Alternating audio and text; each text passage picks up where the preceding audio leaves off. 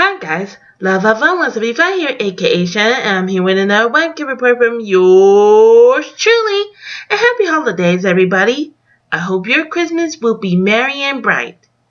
And if you couldn't see me, I am sorry in advance because right now the outside is gray and cloudy, and that the high today is 63, which is kind of cold. So yeah, I guess that's why. So anyway, I have two news to share with you throughout December. So without further ado, I'll get started. In Pensacola, Florida, there was a shooting at a naval base that claimed the lives of 3 people. The Naval Air Station in Pensacola was one of the air bases in Florida, not only to train people into flying military jets, but to do basic military training. But what happened on the morning of December 6th was not a test. One of the perpetrators, who was on the naval base, was a second lieutenant in the Royal Saudi Air Force. He was participating in a training program sponsored by the Pentagon. Saudi Arabia was one of the many allied countries to the United States who sent members of their military to the naval base for training. Prior to the attack, a message was posted on Twitter declaring hate for the Americans for supporting Israel. Later, the perpetrator opened fire in one of the classrooms. While the 2 were down, one were able to make his way from the scene to alert the first response team. The suspect was shot and killed after exchanging a heated gunfire with him. 3 people were killed and 8 were injured.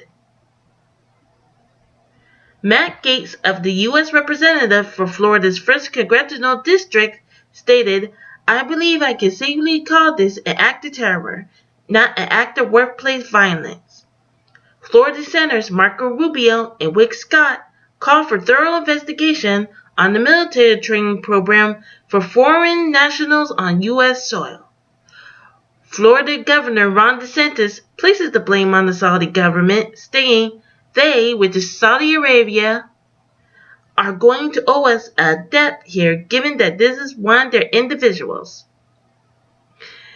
In light of the attack, the national anthem was not played on loudspeakers on the base the next morning, as this was customary. A mural was started by local artists at the local graffiti bridge in honor the victims and their survivors.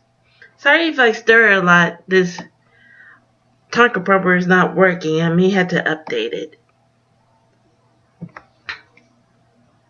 In a tiny island of New Zealand, a volcano erupted that claims the lives of the tourists, including 2 who were reported missing. White Island, known for its Maori name, Wakari, was situated northeast of Bay of Plenty and was known to have many volcanic eruptions as far back as 1980s. Although the place may be dangerous, it can't stop tourists from visiting the island to see this active volcano in action, except for what happened on one fateful day. 47 tourists visited White Island as part of their 12-day voyage around New Zealand. They were on the trail to visit the crater rim of the volcano when it erupted. The ash plume rose 12,000 feet into the air. Because of the dangerous eruption, they canceled their island tour and turned back to get on the ship. The smoke was getting close as tourists waited for the vessel to arrive. Tour operators and the vessel rescued 23 people from the island before it was deemed unsafe. According to one passenger, he was the first to outrun the ash cloud before many on the vessel noticed a gaggle of people on the jetty that needed help. 3 commercial helicopter pilots conducted a rescue mission to save the remaining people who were trapped on the island, but they were stopped by police. However, they were later consulted to find their bodies once the area becomes stable.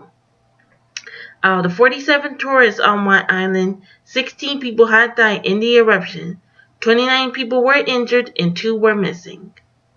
Australian Prime Minister Scott Morrison stated, "This is a very, very hard day for many families whose loved ones have been caught up in this terrible, terrible tragedy." The Australian Parliament House lowered its flag at half-mast. And that's it. This is my last webcam report for this year. So, what do you think about my webcam report? If you would like, please leave a comment down below and let me know. Don't forget to like me, subscribe me, and visit me on Twitter, Facebook, and the description down below. So, I guess that's it.